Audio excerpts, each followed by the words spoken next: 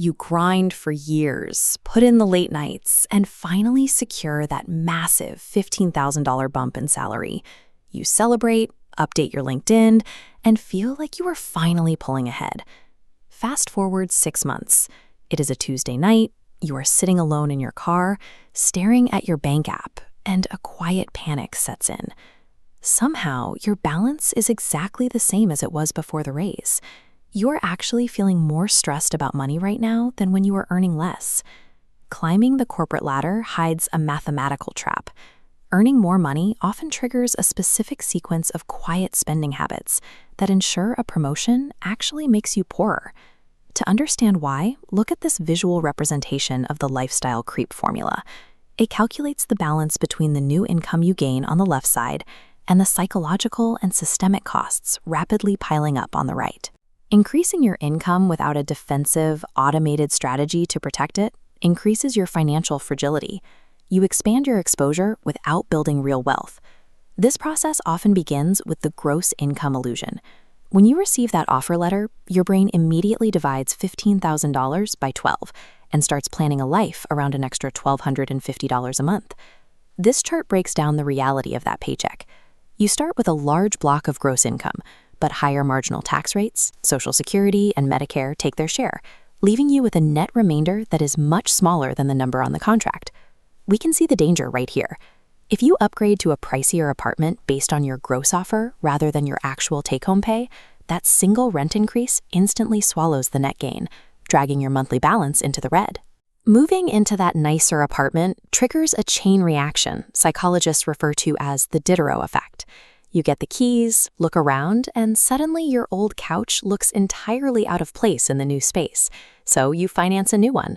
But a new couch requires a new TV to match the aesthetic, and a new rug because the old one clashes with the layout. This rapid expansion of your spending is driven by hedonic adaptation. Within roughly 3 months, your brain gets used to this new, expensive standard of living and stops registering it as an upgrade. The entire raise is absorbed by these higher fixed costs, leaving you with the same level of day-to-day happiness, but carrying a drastically higher level of financial risk. Beyond the home, the pressure shifts to how you present yourself at work. You have a new title, maybe you are a manager now, and pulling up to the office in your older, reliable Honda Civic starts to feel like a liability. So you head to the dealership to match the title to the vehicle, leasing a luxury BMW or a high-end SUV, and saddling yourself with a payment of over $700 a month.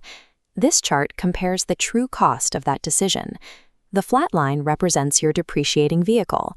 The sharp curve shows what happens if you keep the paid-off car and invest that $700 a month over 30 years.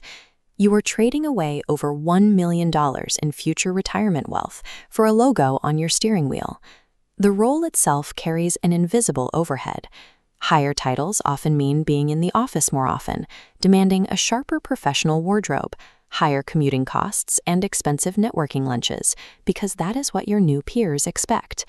The most hidden cost, however, is the drop in your effective hourly rate. The promotion often comes with the unwritten rule that you are now always available, pushing your 40-hour work week toward 55 hours. Looking at the math, the reality is stark. When you divide your old, smaller income by 40 hours and compare it to your new, larger income by 55 hours, the quotient on the right drops. You are producing more, but getting paid less per hour than the employee who turned the promotion down. Longer hours inevitably lead to the convenience tax. Exhaustion replaces meal prepping with frequent food delivery because you convince yourself you are too busy to cook. Between delivery fees and neglected subscriptions for apps you are too tired to use, the small remaining net gain from your raise is quietly eroded. You end up subsidizing your own job. You spend your increased salary on the convenience and ego required to maintain the image of success, which prevents you from actually achieving it. The definitive metric of whether the promotion worked is your savings rate. If you are moving more money through your account, but the percentage you keep has stayed flat or dropped, you haven't actually gained ground. It is easy to confuse cash flow with wealth. Processing a larger volume of money for the benefit of your landlord and a car dealership does not make you richer. A powerful way to intercept this process is to act as if the promotion never happened.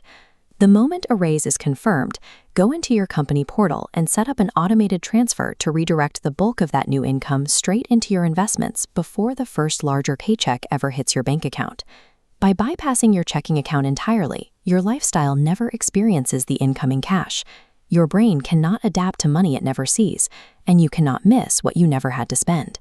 Automating the gap between what you earn and what you keep ensures that while you enjoy the new title, your future self actually gets to keep the wealth.